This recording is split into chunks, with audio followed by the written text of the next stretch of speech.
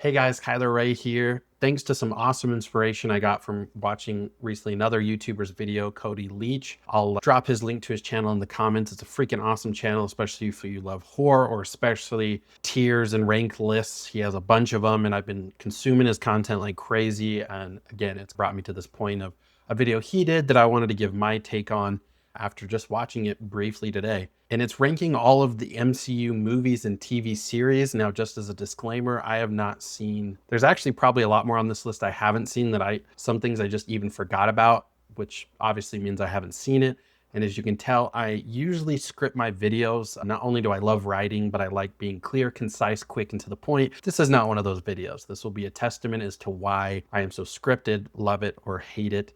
But anyways, I don't want to make this too long or blown out. This is going to be as quick as I can make it, as I like my videos not to be too drawn out, but let's jump into it. Iron Man kicked off the MCU, and by the way, these are all in release order, just like the list that Cody Leach made. I haven't changed that at all. I think it's a good way to go through, see how the MCU has evolved and changed and adapted over time. But Iron Man is going to be in a GOATs assemble just because it not only kicked off the MCU, but it's still just a great movie on its own. Even if the MCU never happened, which thank God it did for the most part, I think Iron Man is a great true testament to just being a great movie, great action, great characters, a huge, awesome cast that again, just jet setted this awesome thing that we know and love today. The Incredible Hulk, I'm going to put in marvelous because I think this is a highly underrated Hulk film. I think it's well done. It's the closest comic book-esque Hulk I think we've ever gotten. It's one of the scarier Hulks in my opinion, like the most intimidating and one that's okay, you obviously don't want to mess with that dude. I don't think any of the other Hulks in any media have ever been that crazy intimidating or scary, or I think the Hulk is like Frankenstein's monster in a way. And so I think when you bring that aspect of holy shit, this dude's I'm gonna drive the other way, that's to me just simply the best that you can do with that type of comic book character. And I think it's highly underrated. Only one with that opinion, but I think many people who haven't even seen hardly any of the Hulk movies. Iron Man 2.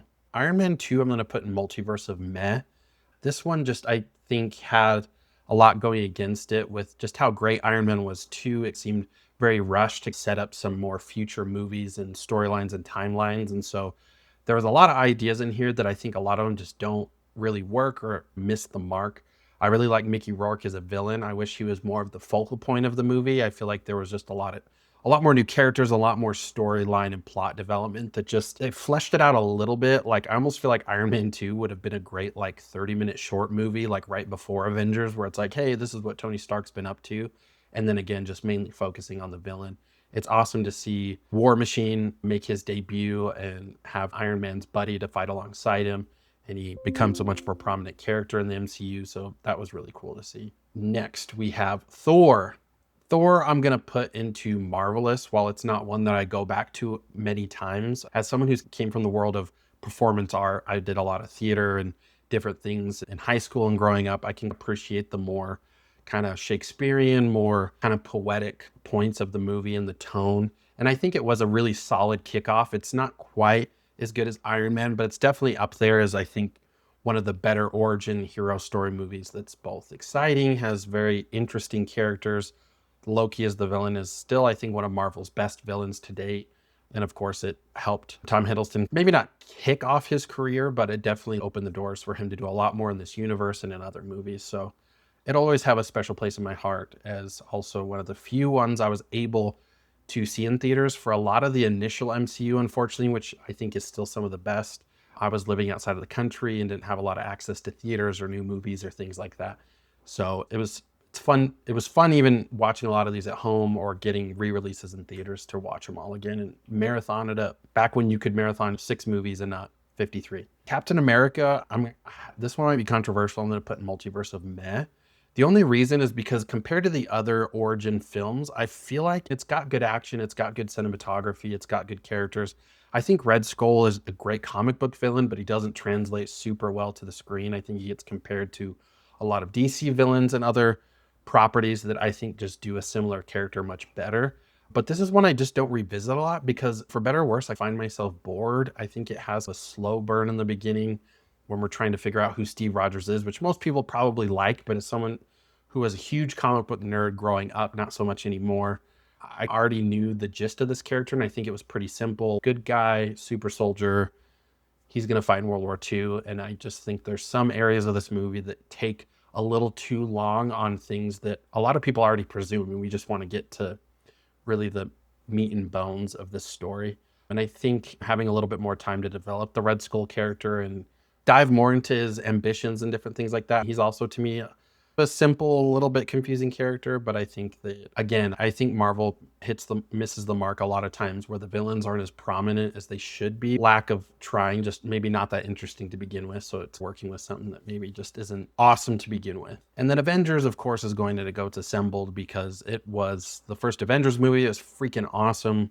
I was fortunate enough to see this one in theaters, and it was just a blast. I think I had a lot of low expectations. Being a big comic book nerd, I knew I was going to be the most critical of this film and seeing how they do things right. But they did a lot of cool stuff. They pulled a lot of, not one-for-one scenes, but a lot of inspiration, not just from graphic novels, but like Marvel Ultimates and like the animated films that had come out, I want to say in like the early 2000s, like Thor fighting Hulk. I feel like it was cool to see that in a more realistic lifelike depiction as opposed to animation or a comic book. But I think they borrowed all the right parts of what make the Avengers great, and I feel like they spent just enough time on each character to give them their shine.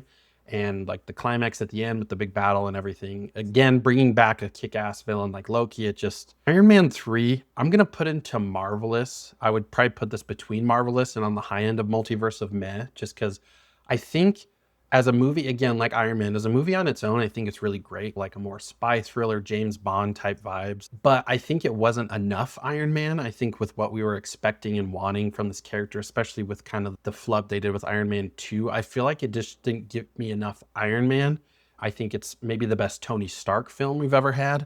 But there's just a lot of things here too, where I think a lot of plot elements and devices that just aren't that exciting, but it's still a solid film, whether it's Iron Man or James Bond copycat, whatever you want to call it. I think or Mission Impossible might be a better example. I think as a movie on its own merits is just a really solid film with good writing and good dialogue. Thor: The Dark World, I'm going to put in needs avenging because this is one of the unfortunately many movies in the MCU that I just don't even remember a lot about it. I don't remember how cool it was in theaters or whatnot. I do remember going to see it in a theater, but that's about it, walking in and out of the theater. Loki and I think Chris Hemsworth still carry the bulk of what happens in all these movies, which is great. I think without them, this is a much worse movie. But it just had a confusing, I think the villain and where they were going with it with a few different things was a little bit confusing. It didn't really tie together well. And I feel like the ending's a little bit rushed. And yeah, it's just not one of those movies that sticks out to me and is just, oh my gosh, I want to go watch that. And that weighs heavily on my scale of these rankings, is like, how much have I watched this and will I watch it again in the future? This is not one of them. All right, Captain America: The Winter Soldier, go to Symbol. This is probably my top 3. I've always tried to pick a number 1 MCU film, but they're so different and I love so many different things about different heroes and stories that it's hard for me. I don't have a definitive one. This is in my top 3 for sure, and it might not even be super close. The Winter Soldier is just a freaking awesome movie. It introduced a Winter Soldier who's a great character, Bucky Barnes, and dealing with his character and learning more about how he survived all the way back in World War II, why he's still here, why he's going after Captain America and trying to almost like break S.H.I.E.L.D. And I think it's also a very good spotlight. And I think it's even more than Avengers, it makes Black Widow seem a lot more important and integral to not just the story, but the Marvel Cinematic Universe. And I think she does a lot of things and has a lot of hands in important events that without her would have changed things maybe completely differently. And Nick Fury and Sam Jackson is always great, reprising his role as Nick Fury. And yeah, just a freaking solid film. Some of the best action fight sequences I've ever seen. This is like one of my favorite movies of all time, MCU or not. Guardians of the Galaxy is Ghost Assemble again. This might surprisingly be more Ghost Assemble than I thought it would be. Awesome soundtrack. James Gunn just killed it with these characters that I think people had super low expectations. Most people didn't even know who any of these characters were. I don't know if I met a single person. Even some of my friends that read comics just knew of Guardians of the Galaxy, but never read it, never got into it. And I think James Gunn not only made a kick-ass movie with awesome music, but it made people not just introduced to these characters, but wanting to see more. I think Guardians of the Galaxy Volume 2 and 3 were some of the most highly requested sequels out of all of these hero movies and some standalone ones. And so I think it's a testament to just, if done right, you can introduce the weirdest zany stuff and it can work. You just have to have the right guy at the helm, and James Gunn, I think, does this movie perfectly. There's almost nothing wrong about it. All right, Avengers Age of Ultron, Multiverse of Meh. This one, I think, again, with my complaints with Iron Man 2, I think it just had such high expectations now, whereas Avengers, I think, was the opposite, that I don't think it could have ever maybe matched the magic of the Avengers. And I feel like Ultron is a convoluted, sometimes summer-long event arcs in Marvel Comics, and there's a lot to work with. The story's been done time and time again. And you can tell they borrow a lot of elements from comic books, but I think they also create new ideas that are just, I think, again, just smashing too much into one movie. I almost feel like Age of Ultron, if done a lot differently, could have been like a part 1, part 2. Like we could have had probably 2 Ultron Avengers movies before we even got to Infinity War, Endgame. But it's got some cool action sequences. The Hulk is a little bit more intimidating here, mainly because he's like basically methed out and he's a little bit scary there. So it is probably one of my favorite representations of the Hulk in the MCU, because it's the badass hulking Frankenstein's monster that at least that I want to see all the time before he just goes off the rails into something weird that I don't like at all in the newer films and newer movies. But again, yeah, I think it is solid, but it's definitely in the bottom 5 of Marvel movies that I don't come back to. A lot of times, even when I'm watching through all of them, I skip this one. That's another thing too. I don't think it's super integral to the story that much. I think Captain America Civil War does a good job of kind of explaining why they're here in the story right now. And in a way, you almost don't even need this film. So that's why it's just meh. Still a good, solid, fun movie, but just not one I ever plan to revisit that often. Ant-Man, I'm going to put in needs avenging, just because I think Ant-Man's lame. I don't know if I'm the only one with that, but it's a hero that I never liked reading. I like some of his darker comic book stories, especially in the Ultimates universe, where he's like an abusive, drunk kind of guy, like an asshole. And I think Ant-Man, especially when I think of Ant-Man, I always think of Spider-Man. My brain's, I want Spider-Man. Ant-Man could not exist. It doesn't, to me, change this universe at all. Obviously, his plotline is very important when it comes to the later Avengers movies. But this is just another movie, too, that for me is a snooze fest. The villain's not that interesting. Only a few of the characters, like obviously Paul Rudd and Evangeline Lilly, they carry a lot of the film. But yeah, there's just a lot about this movie that's just forgettable. And I almost would put it in Hail Hydra. But again, I think the later movies and storylines make this movie a little bit better, make probably more people go back and watch it if they never did.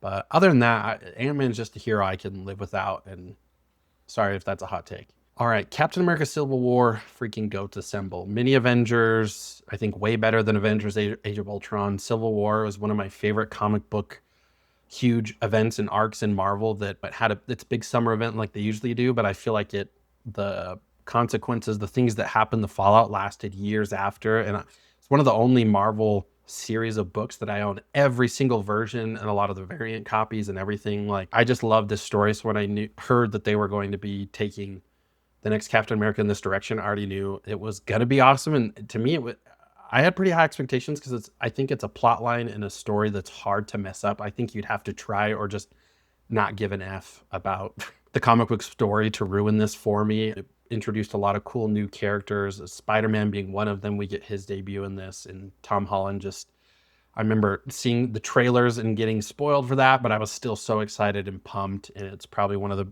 few movies where, the first weekend, if you didn't get your ticket sometimes 2-3 weeks in advance, you were not seeing this movie for at least a week or two after it had been already in theaters. And I think I watched it 3 times in theaters in 1 week, which I think is a record for me with Marvel movies. But Captain America and Tony Stark's dynamic has never been cooler. I actually think they make a lot more sense, being more combative, being more at odds with each other, but deep down knowing that I think they are deep friends that care about each other. And unfortunately, they're just have drawn their lines and I think it makes Tony Stark a better character development arc for him, because it puts him closer to the tier of Captain America, where Captain America is the perfect specimen that can't be touched, who can do no wrong. And then Tony Stark, I think in a way, because Tony Stark's so adamant about his position, it's because of the values and morals of Captain America rubbing off on him over time. So it's cool to see Captain America doing his usual thing, and then Tony Stark, even though he's on the opposite side of the spectrum, doing what he believes in, that if Captain America was in his shoes and had the same thoughts and belief, would be doing the same thing. Freaking awesome, kick-ass 3-way fight at the end. Super Super awesome movie. Doctor Strange, I'm going to put in needs avenging as well. This is the opposite of Batman. Is a character I love really well that I think just with all the stories, villains, and things that you can utilize this character with, I do think that Doctor Strange is one of the many heroes that works better in other movies with other heroes and other plot devices that aren't inherent, just solely focused on him. But I just had high hopes and expectations, and unfortunately it just missed the mark at every point and turn in this movie. It's another one that I don't revisit very often. I think it did also have a slow buildup. And again, I'm biased because I know that sometimes the several different origins of all these different heroes and different ways they can take it. And when you have all of this work to work with that other people have done successfully, and would work well because it's already been proof tested and everything, and to just more Hollywood it and make it more of its own thing, which I can admire, like trying to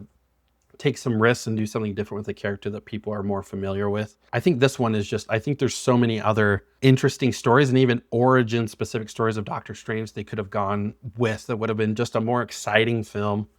And it's one of those films too that's just, I can't remember how long it is. It's probably not one of the longer ones, but feels again like a movie that could have been an hour or less, and it would have been enough for me, and actually probably a better work of art all around. Guardians of the Galaxy Volume 2, Goats Assemble. This is my favorite Guardians of the Galaxy movie, and a lot of people probably do not have that same sentiment. But again, I think it had an even better soundtrack than the first movie. And this one is, I have a lot of nostalgia for it because it's one of the first Marvel movies. My sister's never been a big superhero comic book nerd. She was the opposite of me. Sports, did well in school, just an all-around better human being than me, I would say. But this is one of the first movies we really connected on and watched together time and time again. We bought merch. This movie helped me get her to her first convention here in Salt Lake at FanX. It was probably my 5th or 6th time going. It was her very first, I think, and probably only more nerdy convention that she's gone to. And it was just, I think that is a big pull for it, that the not just nostalgia, but just how I think in a weird way this movie brought me and my sister closer. So that's why it's goated for me, and it's my favorite Guardians of the Galaxy movie ever. I think it's got a lot of heart in it. I also honestly think this movie had a better balance of comedy and drama than the first film as well. I think, especially at the end with Yondu and his send-off and everything, and his kind of sideline story with the Ravagers and everything. I think this was a movie where there were a few different plot points and different things going on, but they tied it up super well. And again, just made us want Volume 3 that much more. All right, Spider-Man Homecoming. Sorry, my mind's blanking. That's how much I haven't watched a lot of these movies in a while. This one for me is marvelous because again, and the reason why it's not goated, like maybe it will be for more people than me, is just because Tobey Maguire, for better or worse, will always be my Spider-Man. And so I'm always putting those movies up against those films that Tobey Maguire and Sam Raimi did, and being a big horror fan. It's awesome when a more horror-aligned director steps into movies because you see a lot of the fun creativity that you get from horror injected into these movies in a fun and good way. Sam Raimi does it better than I think a lot of directors that try to make big genre switches, like from horror to superheroes. Sometimes it doesn't translate well. But Homecoming was a solid, again, origin film. I think across the board, most of Marvel's origin movies are pretty solid until we get into some of the newer ones. But great villain. I also love Michael Keaton. It was cool to see him in not just villainous role, but Batman-esque. He's not a bat, but he's a bird.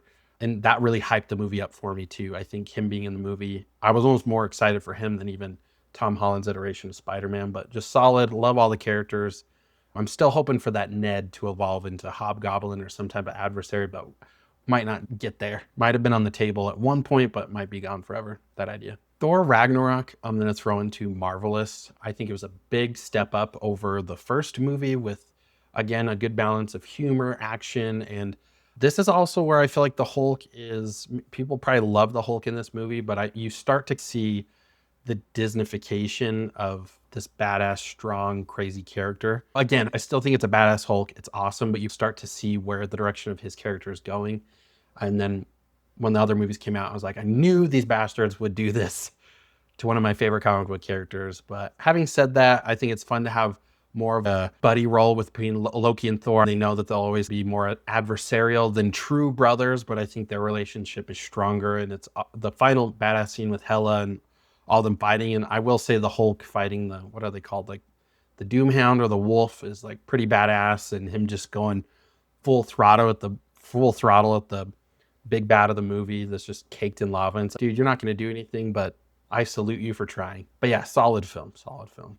Black Panther, I'm going to put in Goats Assemble. This movie was awesome. This is a movie too where I wasn't as big into Black Panther in the comic books.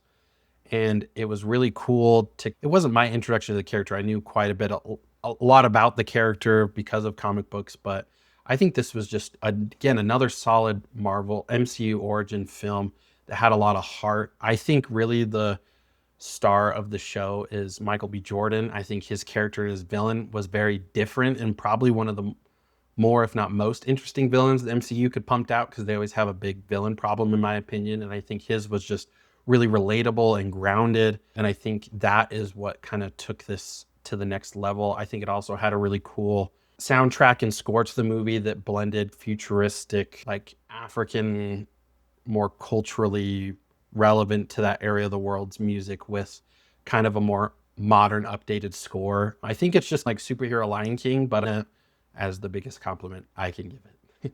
Infinity War, we're going to put in Goats Assemble. I don't know why that one took me so long. So Avengers Infinity War, that's Goats Assemble, is probably one of the easiest movies on this list to jump right up to that top tier. This is everything I wanted in an Avengers film and more, and we'll get to Endgame in a second, but Infinity War just was the culmination of all this awesome stuff. It wasn't just a team of superheroes, it was a whole universe assembling together to take on this larger than life universal threat. Ended up in a way winning temporarily. But again, the ending was so shocking and visceral and real, and it felt, what's going to happen?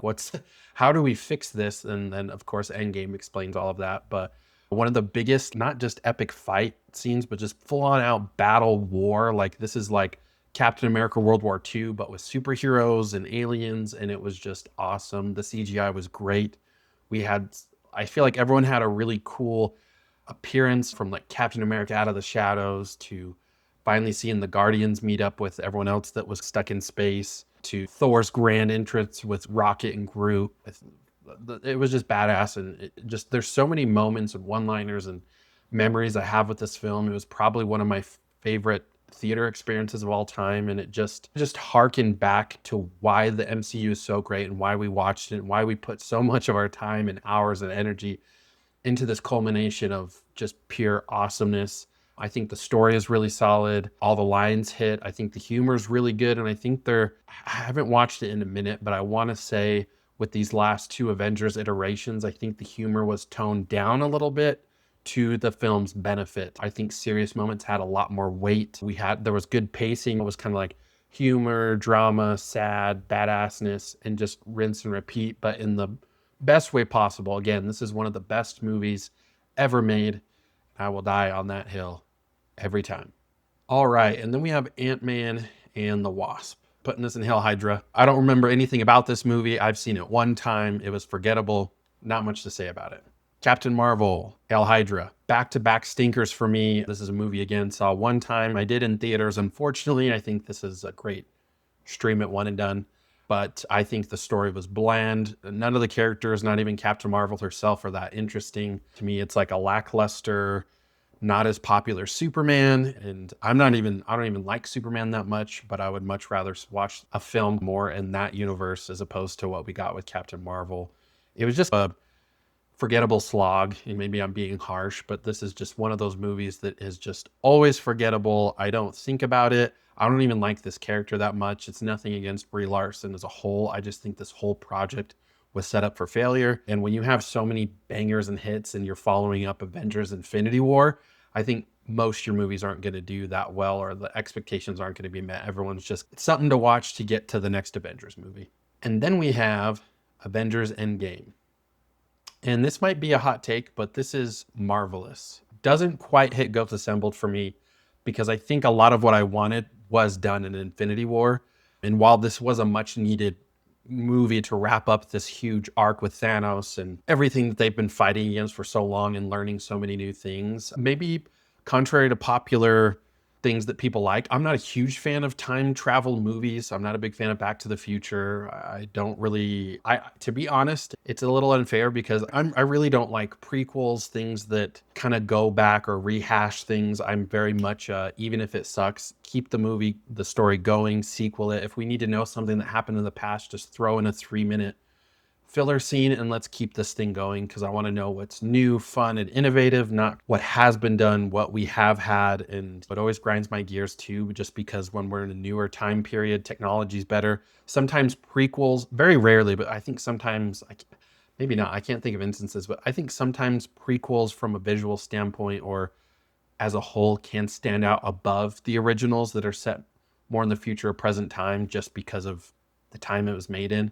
And that's another reason too. We have all this awesome technology and all these talented writers and directors. Let's put more energy into what can be, not what was. But Endgame was really solid. I think this one was, compared to the other Avengers movie, more of a slow burn. It was much darker and heavier. When it comes to the DC universe, I actually love those movies for how dark, heavy, and more realistic they can be.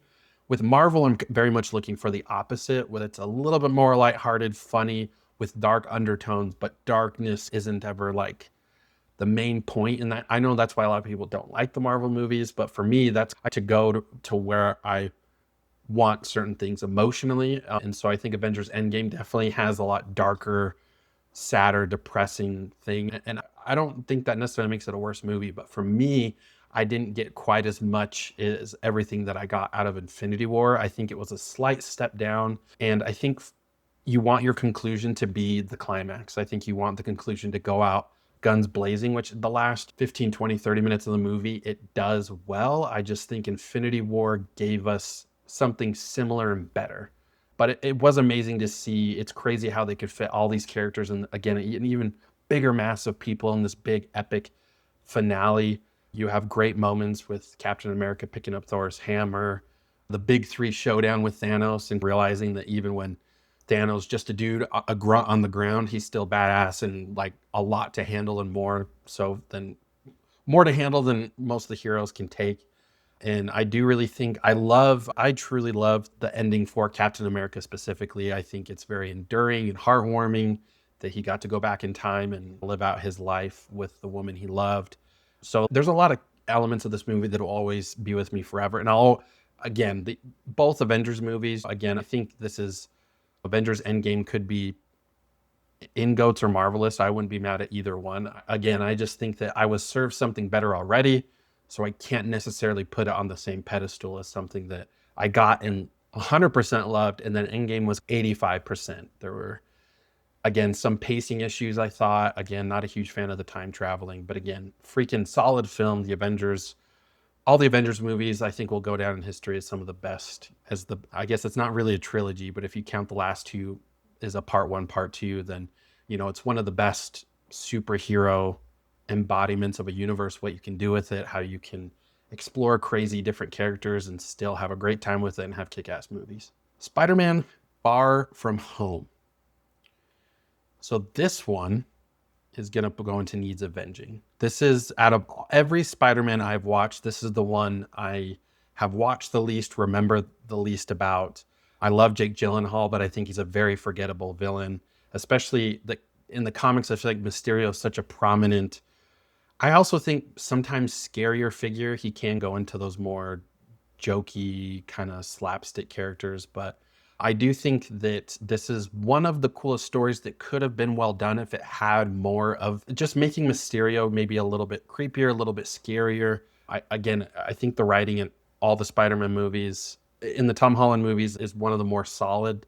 I think they make all the characters pretty likable. There's not a moment where I'm wanting someone to shut up or tired of seeing someone come in. And I think the interactions between Spider-Man and Mysterio are good. I do think it takes way too long to get to the point of Mysterio unveiling that he's the big bad and getting to fight scenes. And I think like the elemental monster things are just weird and dumb and lazy thrown in there when you have so much stuff at Mysterio's disposal just as a villain as himself. I think they shoehorned in a lot of things that just you had a million options and you went with the bottom one. So yeah, a lot of issues with this movie. It's definitely near the bottom out of all the Spider-Man movies. Hot take, but I'd rather watch Amazing Spider-Man 2 than Far From Home. WandaVision is going to go into Marvelous for me. This one, I think I can understand people's issues with it. I think this is also, it can be also because it is a TV series. It is a slow burn. It's a lot of build up with not a great, huge payoff. It has its moments, but the reason why it's Marvelous is because I do think overall this is a unique risk gamble Marvel took to do something different when I, at the point, was just like a lot of people having superhero fatigue. Like, it's okay, I need to watch anything but superhero movies. These things all feel, look, and sound the same. And I think WandaVision was a great, refreshing step. Even if you didn't enjoy it, I feel like just the different take and aspect it came from going through like old sitcom-y, decade generational shows and evolving in that way, I think was just so different and unique and fun. That aspect alone made me have to watch it. Like I didn't have a choice. And I think there's a lot of stuff in the MCU that you can skip or never watch and you won't be worse off for it. But I think WandaVision, again, I actually think the writing was really good. I actually enjoyed the pacing because I also took it as not only something new, but almost as like a funny Marvel sitcom, not necessarily just like a Marvel action superhero. Like I took out all of my normal expectations of what Marvel movies and shows gave me. And it really helped me just enjoy the hell out of this. And I just love it. And I think Paul Bettany and Scarlet Witch, who's one of the Olsens, her name escapes me, but I think they did a stellar job. And I love the freaking creepy, kind of more evil Vision that's introduced in this story. And it's just solid. And I love all things spooky and stuff too. So Agatha being a witch and all that stuff. And Wanda's a witch too, but Agatha's, I think, more traditional, like dark witch. And so I really just enjoyed it. Put a lot of pieces together in the story that I appreciated all of it. The Falcon and the Winter Soldier, Hail Hydra. Captain America arguably has maybe the best trio of films or the best series of films out of all the heroes in the Marvel universe, right up there with Guardians of the Galaxy. But it's even cooler that it's mainly just him. Obviously, Civil War has a lot of elements, but he does hold his movies very well on his own without needing much support. And I never liked, even in the comics, Falcon becoming Captain America. Just let him be Falcon. Let him be awesome and develop, and let's draw out that character and what it can be, as opposed to just, again, to me, lazily making him Captain America just because it's some type of honorable handoff or whatever. To me, there's one Captain America. There shouldn't really be any others. And I love the Falcon too. I actually think the iterations of Falcon before this movie are awesome, and I think this movie just shits all over it. Just trying to shoehorn him into a role that no one should really take the place of unless it's Steve Rogers, even if in the future, if the rumors of Chris Evans coming back is like the Hail Hydra, like evil Hydra Captain America, it's fine as long as it's him, even if it's good or bad, whether he's a good guy or a bad guy. Like that's the only guy I really want to see it. I don't see myself getting excited about future recastings or iterations of Captain America. I've had my fill of him. It was great. This movie has a lot of issues, from the story to, I think, taking a cool concept like the Red Hulk that I don't think they needed at all. I don't think you need to introduce Red Hulk ever. I think, relatively speaking to comics, he's like a newer character. Like I want to say 2000s and up. Correct me if I'm wrong. But he just doesn't need to be in the MCU at all. Like he seems like a, just make the original Hulk cool again. Do that. And if you took the Red Hulk out and introduced Mark Ruffalo's Hulk back, and maybe because of time things or whatever, maybe he's lost control again and it's reverted to where the Hulk is less intelligent but scarier, and then he's the antagonist, I think that could have worked a lot better, and you don't have to spend so much time developing that character because we already have so much backstory on him. And I think it would have been a big win for fans to be like, okay, now we're getting back to what made the Hulk awesome.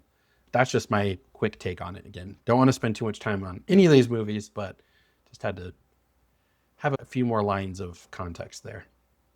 Loki, I only watched the first. I'm going to put it in haven't seen because I feel like if I haven't seen the whole thing, I haven't seen it. I can't give a fair critique of it. I did watch the whole first season, which I loved. I would probably rank that in Marvelous. I think that was a really well done series. That was definitely a more Marvel-esque series with more action and the cosmic, with the kind of the cosmic element, the time elements, introducing a lot of cool new characters. And I love Owen Wilson and his character, and Loki's just awesome. So to see so many more Lokis and iterations and making almost like a joke out of what can Loki be in so many different multiverses, I think it was really well crafted. So based on the first season alone, I would definitely easily rank it Marvelous, but I haven't finished it in fruition. Therefore, I can't give a fair critique on it, so I'm not going to. Black Widow haven't seen, probably never will. Yep. What if, so I'm going to put this one again too, because there's been more seasons, I believe, and I don't even know if I watched the first full run of this one. I think I only watched 2 or 3 episodes, but it was good for what it was. It's just I had my Marvel animation fix when I was younger as an adult, even though I still love things like anime and whatnot. It's just not my particular style of film or things I like viewing as much as an adult. It's not something I necessarily need to see more of. I definitely need to go watch the Marvel zombie stuff because that seems badass and a little different from what Marvel's used to putting out, especially in animated form. It seems like it's still pretty gory and dark. So I do want to, there's certain things they do that I still want to check out. But again, haven't watched it all. And I have no idea where that one would fall for me. And it would, it might not be fair to rank in general, because again, it's just not something I really need or want from Marvel. So therefore, haven't seen it, might be its best place to stay. Shang-Chi, marvelous. Shang-Chi was awesome. I think this is one of the most underrated MCU movies. I think it has a kick-ass story, super comic booky. And I've just always been a fan of old kung fu flicks and action movies. So to see the awesome choreography in the scene on the bus fight and everything, it really just made me feel like a kid again watching old Bruce Lee and Jackie Chan films. And while it's not, I wish it was more focused on kind of hand-to-hand combat. I actually think we don't get enough of that, especially in the final fight. Goes more, I think, more mystical and crazy as opposed to more like grounded martial arts action, which is what it's supposed to be. Shang-Chi is not a normal martial artist. He's a superhero, and so they need to elevate him to that status. So all that baggage sometimes comes with it. But really unique story, I think. Awesome. One of the few awesome villains in the MCU. I think Shang-Chi is just as much of a star as the movie as the villain and other characters in the film. Awkwafina gets on my nerves. I'm not a big fan of her voice, and I know that's actually a big selling point to people for her, but she's not someone I could listen to for a long time. So that actually, her character, just the actress, unfortunately, it's one of the rare times where it is actually the actress I have an issue with. Not her as a person, but just her tonality, the way she speaks, it's just not my thing. If that was a different actress or you got rid of that character completely, it might make it to GOAT tier for me, but there's just a few little minor nitpicks that hold it back. But I think Shang-Chi is a solid, awesome film, especially a more modern, as close as we can get to a high budget martial arts film. Like this might be as good as it gets when it comes from Marvel, so I'll take what I can get. Eternals didn't need to exist. Did not feel like an MCU movie. It subtly introduces Blade that we'll probably never see, so that makes it worse to me. It introduced a lot of elements I think that were retconned, will be retconned, or just going to be completely ignored. Pointless movie. And again, it did not feel like it even belongs in this universe. That's just me. Hawkeye, haven't seen. Spider-Man No Way Home. This I have seen. This is one of the Marvel films that I've probably watched the most because obviously my boy Tobey Maguire's in it. I've always loved Andrew Garfield as Spider-Man, even though I wasn't the biggest fan of his movies. He is still, I think comic book wise, Andrew Garfield actually might be the closest that we've ever gotten, to be completely fair. So to see them all come together with Tom Holland's Spider-Man in this movie is just freaking awesome. And they brought back my favorite Tobey Maguire villain in Doc Ock. And Green Goblin's, he's really close up there too. But Spider-Man 2 is like my all-time favorite superhero movie. So any aspect or element of that movie you put into anything, I don't care if you want to call it lazy or cheap or just preying on your nostalgia, but I'm here for it. Keep doing it. I will be there every time. I'll never get tired of it, at least when it comes to Spider-Man. I can't say that about everything, especially about some of my horror favorites, but Spider-Man, just keep it coming. I loved how they brought the villains together. I loved kind of their comedic interactions and introductions to one of each other. I think the only thing I would have loved to see more is more of Andrew Garfield and Tobey Maguire's Spider-Man interacting with their own and different villains and coming up with more unique ways of how they intertwine or maybe drop subtle hints to like, you remind me of this guy in my universe who maybe is basically them, but this is how they're different, or, oh, I ended up killing him on accident, or I don't know. I think, but it was a very long movie. It doesn't feel very long. So if it was up to me, make this bitch 5 hours, I'll watch the whole thing. But just a solid movie all around. It's probably out of all the Tom Hollands, easily my favorite, most rewatchable.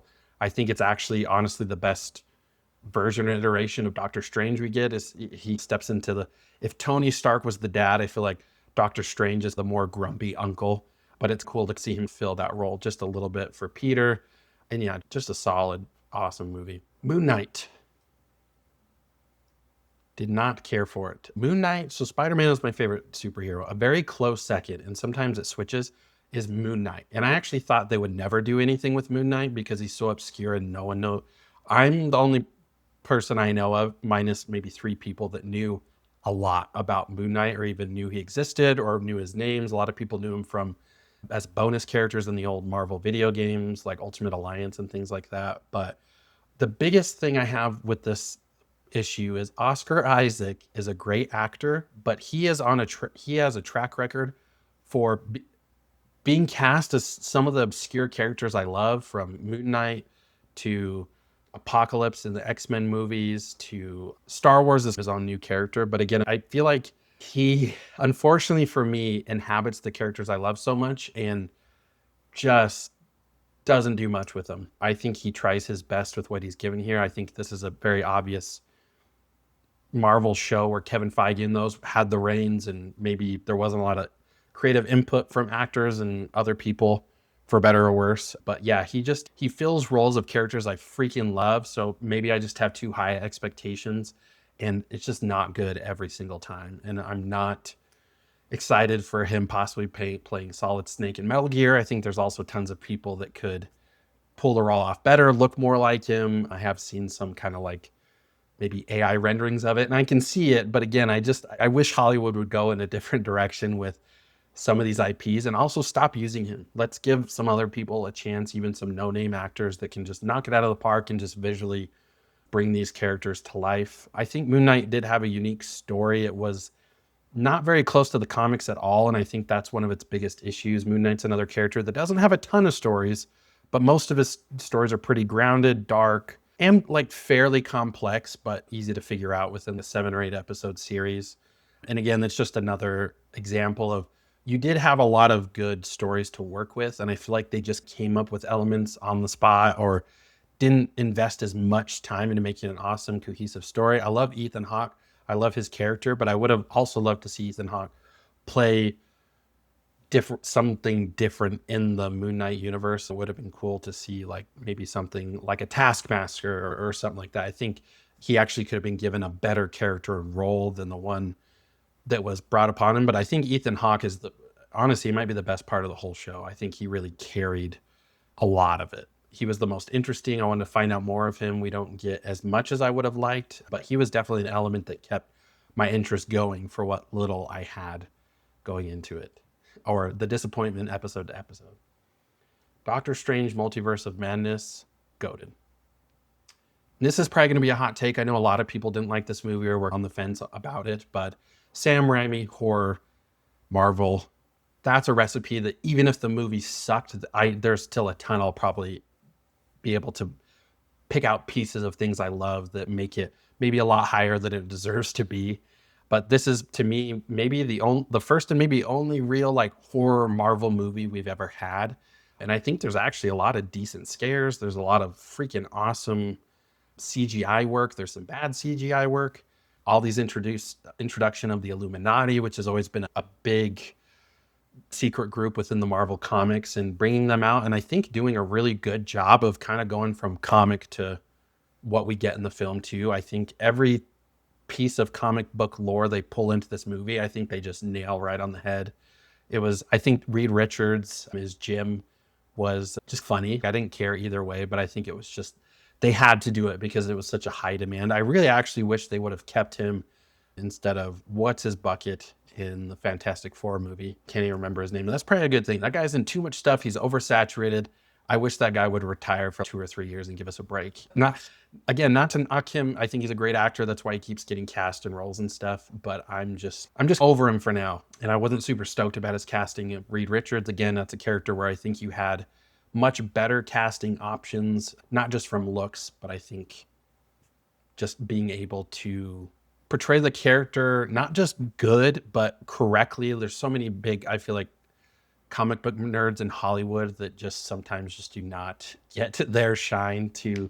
I'm sure they audition for these roles, but for some reason they got to go for the guys that sell the tickets, and can proof of concept how much money they might be able to guesstimate bring in. And unfortunately, a lot of times those are the guys that get roles that I think are much better deserved for other people that many times audition and would have been perfect, but studios just love seeing them green dollar signs. So it never happens exactly how we want. Miss Marvel, haven't seen. Thor Love and Thunder. This is another hot take. I'm putting this in Marvelous. This is probably going to piss off a lot of people. This is my favorite Thor movie. Christian Bale has a lot to do that. I've always been a big Christian Bale fan.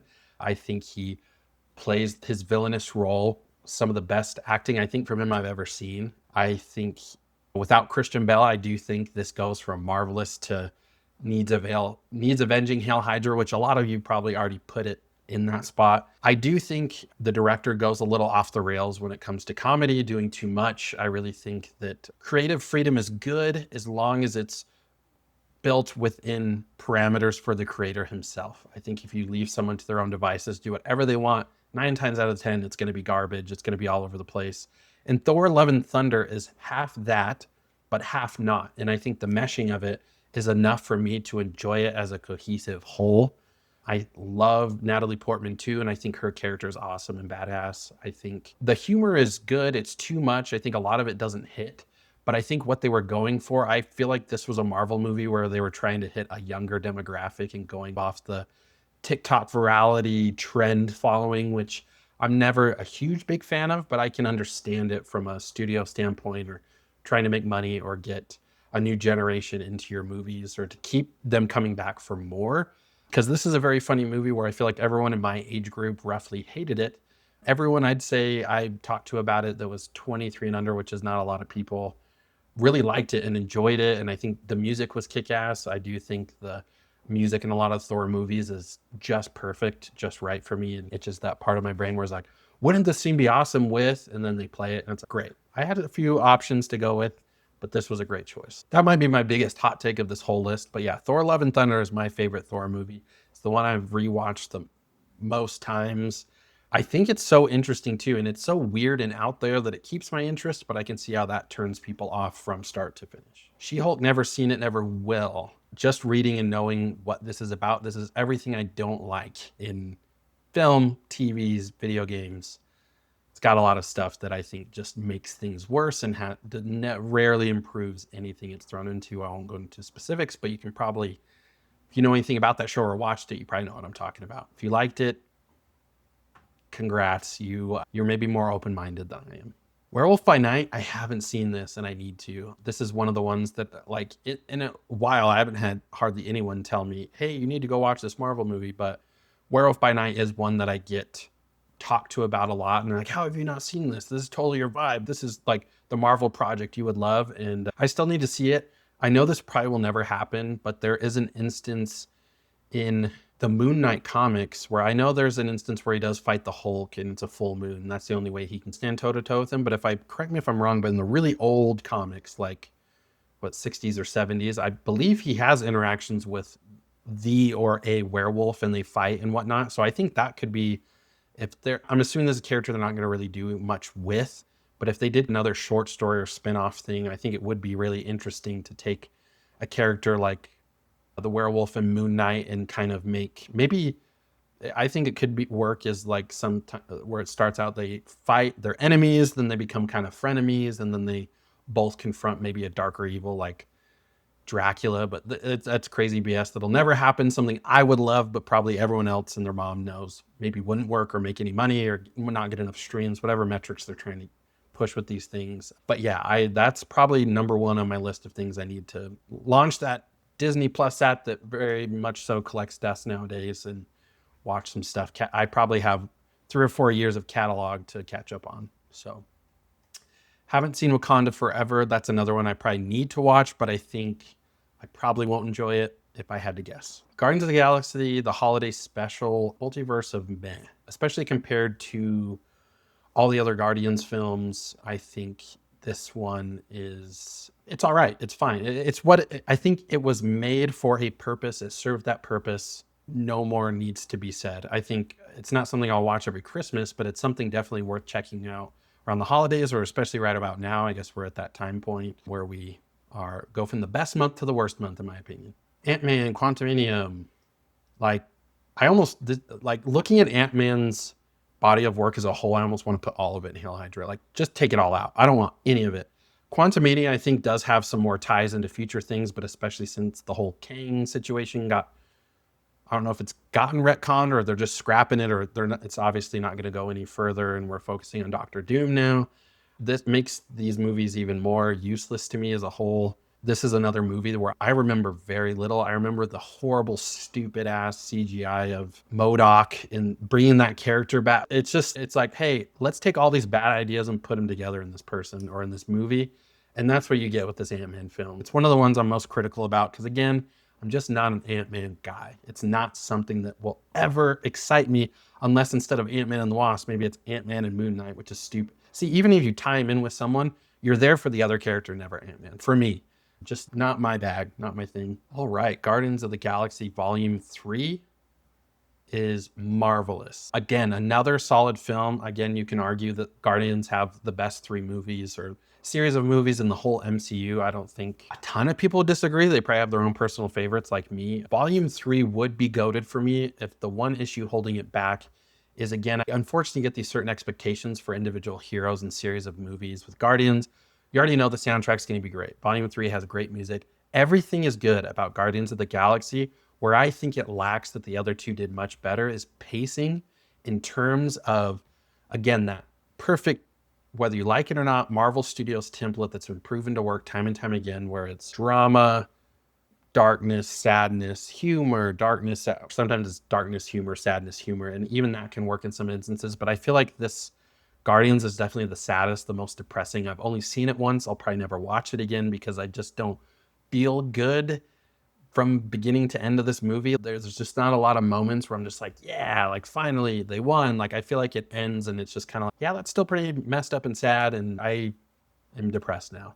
I think the storyline with Rocket is very interesting. It's very good. Again, I think a lot of the elements of this movie would work, even a lot of, not a lot of other Marvel properties, but maybe if they kept the more dark horror multiverse of madness thing going, I think I would expect that more and more. So there are times where the formula shifts a little bit and I can get with it. And Guardians of the Galaxy, again, I get 80 to 90% there. And then it's just, okay, I'm too sad. This is too depressing. Like we need to liven this up a little bit. We need to chill out on how depressing this is. We got to remember what we come to see in Marvel movies most of the time, not all the time. But yeah, Guardians of the Galaxy Volume 3, I think is a solid end. But out of the 3, it's definitely my least favorite out of the 3. But they're all solid. Like they're nowhere near bad on this list. Even the holiday special, I think, just also the fact it's not a feature film. You can tell not a lot of time and effort was put into this thing, and I don't think it was supposed to. Not supposed to be a high budget thing, even though I'm sure it still cost quite a bit of money to produce. But anyways, I'm going back off, and this is again a good example of why I like to be scripted because it keeps me on track. Secret Invasion I haven't seen. The Marvels I haven't seen, probably never will. It looked like a dumpster fire from the trailers already. And you got the Beastie Boys in there, the tons of sci-fi movies I feel like I've used all the time, and that that doesn't do anything for me. This movie was like, I almost forgot it existed. Echo, don't know anything about that movie or character. I think that's a relatively newer Marvel comic book character, and I've been out of comic books in general for probably over 10 years. Most of the modern stuff is lost on me. I have no idea. Deadpool and Wolverine, though, is goated for time and all eternity. I'm so glad Hugh Jackman came back. If he was going to come back after the perfect ending that was Logan, this is the only way it could have been done, and I don't think it could have been done much better. I think Hugh Jackman's and Ryan Reynolds' real-life relationship comes full force through to this movie and why it works so well, because they're just, I think they're pretty good friends and semi-rivals in real life, and that just is awesome. They've had the chemistry almost their entire relationship, so bringing that into a movie, as a director, it's probably one of the easiest movies you ever have to direct. You don't even have to you don't really have to direct your actors. You just got to make sure the shots look clean and the lines hit good. But other than that, it's a pretty much write your own movie for the most part. I'm sure Ryan Reynolds improvs a lot and had a lot to do in the writing room, and I think the story is cool. I think a lot of people shit all over the story, but I really like it. Xavier's like sister and whatnot, who is actually, again, I think more of a newer comic character. Maybe she's not, but I didn't know a lot about her. But that's what made the character all that more intriguing, because I didn't know that much about her. So I wanted to learn more, and it kept me at the edge of my seat with all of her crazy weird powers that were like disturbing and horror elements definitely sprinkled in here. The gore was awesome. The language, I'm glad that Disney did not hold back the reins or even try to PG-13 this thing. I think if you did that, this movie is meh at best, but just a freaking all around. This is probably maybe my top 5 MCU movies of all time. It's definitely my favorite Deadpool and Wolverine movie. There's only the crappy, I mean, there's the, is it called the Wolverine? Or I guess there's a few. They're actually not that bad now that I'm thinking about it. But the OG, like Origins or whatever, wasn't very good. The second was pretty decent, took place in Japan. And then Logan was, again, I think, goated as well. If it was on this list, it'd go right next to Wolverine and Deadpool, even though I will always go back and enjoy Wolverine and Deadpool more than Logan. Because again, that is a story that is very heavy, very dark. And it's ironic because I'm a big horror fan, but you'll find in horror there's a lot of fun stuff in there that doesn't take itself too serious. You can watch a lot of horror and get a lot of different aspects out of it, but on more superhero movies that just go really intense, dark, sometimes I can only take so much of that, and it's not something I like to revisit all the time. Some movies do it better than others, but yeah, anyways, I'm getting off the subject talking about movies not even on this list. Agatha All Along, I want to watch that one. I have not had a chance to watch a single episode. This, again, animated Spider-Man, I got my fill of that as a kid. I don't really want it as much in my adult life unless it's Into the Spider-Verse or when we eventually get that. Is that a pretty heavily delayed movie whenever we get that part 3? I feel like it should have came out like a year or two ago. That I'm all there for. Why? I don't know. Again, that's some of my favorite animated Spider-Man films as well. But it's just not something that typically piques my interest. And to be fair, Into the Spider-Verse and all those movies, like I wasn't super hyped from when they came out, and not only till I finished those movies that I realized how amazing they were and shot right to the animated Spider movies, at least the first one, that's like almost right up there with Spider-Man 2 with me. Like I've revisited those so many times I've lost count, but yeah, looking forward to maybe checking out. We'll see. And I just realized I made a mistake. When I talked about the TV show The Falcon the Winter Soldier, I was confusing that with Captain America Brave New World. The show was still boring too. I actually think the show, okay, I'll put the show in needs avenging, sorry. To talk quickly on the show, I actually thought it was okay. I think it had some Winter Soldiery elements, some Avengers-esque normal MCU elements, just not quite on the scale that really hits home for me. And it's two characters that we're still learning quite a bit more about. And a lot of people probably like the Falcon and the Winter Soldier together. I actually think they don't work as well together as people think. I can't even remember in the comics if that was ever a thing. I want to say it wasn't, but I think it's a good testament to how good Captain America the Winter Soldier was, because I really think as actors as well, Captain America and the Winter Soldier just have something there that I think can't be found in any other relationship that you try to pair the Winter Soldier up with. I think it would be kick-ass and interesting to pair the Winter Soldier up with Frank Castle, like the Punisher. I think that would be a really interesting dynamic, as a guy who's hardcore, bad guys need to die, and the guy that used to be hardcore is trying to fix himself, but he's maybe with a guy that wants to bring him back down to his level or up his level or whatever. I know a lot of people like Punisher and think everything he does is great. I have mixed feelings about it, but love the character. So yeah, I already talked about Brave New World. Sorry about making that mess up. So Brave New World, I'll also put in needs avenging.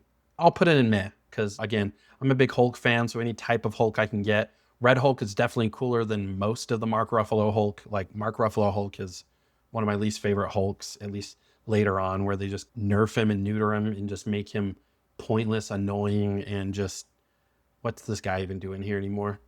Need to watch Daredevil Born Again. That's another one on the top of my list, because I watched the Netflix series, which were freaking awesome. I think those are goated.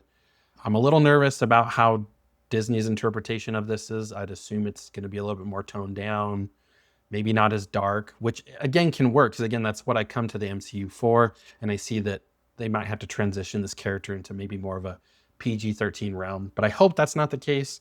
I'm definitely going to watch it. I like that they brought back most of the original cast, missing some key characters, but that one's tied with Werewolf by Night in terms of what I'll probably watch next here in the next month or two. Thunderbolts for me is marvelous. This movie was one of the Marvel movies that surprised me. This one I had no expectations because I just feel like, I don't know, this is, when this movie came out, I just remember not caring about superhero movies at all. As you can see, I skipped a lot of shows and movies just because I was over it for the time being. But Thunderbolts was, I think, that good kick in the pants. No, this is why I love the MCU. This is why I want to keep it going.